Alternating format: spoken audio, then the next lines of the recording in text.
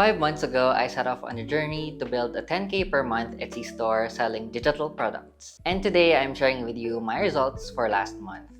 As a quick recap, I sell business templates mostly made with Canva, and my first few months started off pretty slow, with my first 2 months not being profitable at all. But on my third month, I finally saw a net profit of around $200. And then on my fourth month, netted a little less than $400. I thought that it would be uphill from there, but November was pretty crazy, and not in a I made a crazy amount of sales sort of way, but crazy as in it was really unpredictable. Let's just jump into the dashboard. As you can see, the first 10 days of the month were pretty slow. I was back to making 1 to 4 sales a day, and I guess it might have had something to do with the election season, as most of my customers are from the US. But because I run ads, I was getting almost no profit or very little profit after ad spend. I was actually getting really concerned that maybe suddenly my SEO just stopped bringing in results. And I was on the verge of pretty much overhauling all my titles and tags. But shout out to Etsy Mentor, because I'm not sure if it was a recent video, but he said that there really are times when people suddenly stop making sales, and that the best thing to do is to actually wait it out for about 2 weeks. So I did just that.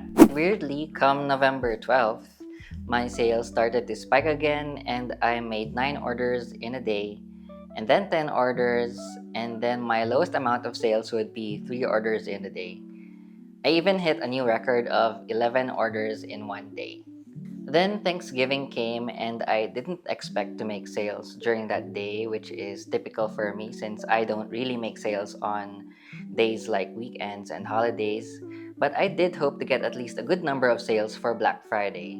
But I didn't, only coming in with 4 sales for Black Friday. So yeah, overall I did manage to hit 141 orders for this month, which came up to $969.86 in revenue. Going to my ads dashboard, I spent $434 in ads and made back around $653, with 93 of my orders coming from ads, which makes up about 66% of my total orders for the month. So my organic sales definitely took a hit as well. As for my net profit, I made around 18,000 Philippine pesos, which is about 315 US dollars converted. While I'm kinda relieved that I didn't at least go negative in terms of overall earnings this month, this is where the reality hits that business is really more like a roller coaster and not a smooth ride to the top. Because even though I started this new YouTube channel, which has definitely kept me busy, I did continue to add new listings to my shop, enough to keep it active. So maybe my customers just aren't in the business mood as much right now.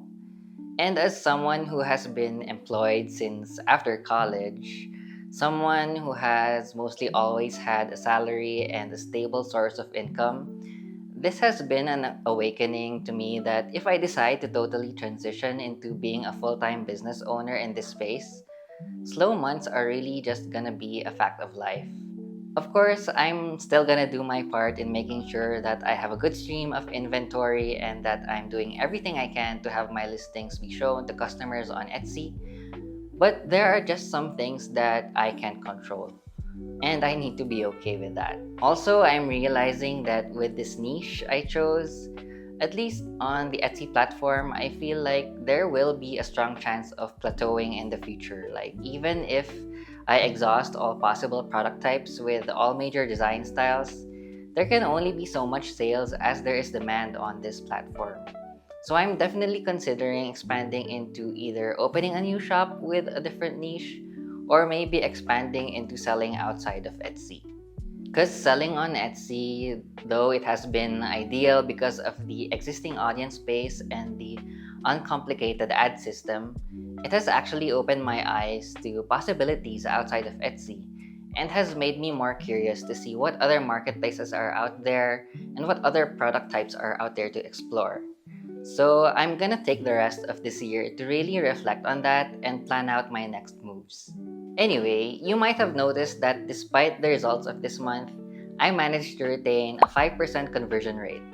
And if you're curious on how I achieved this, do check out my mini course / tutorial right here. And if you want to keep following along on this journey, please like, subscribe, and I'll see you on the next video.